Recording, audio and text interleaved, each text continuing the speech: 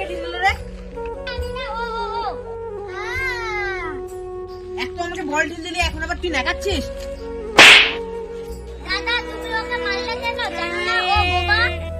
ও এখন বাঁচার জন্য তুমি ওকে বৌবা বলছো তাই না?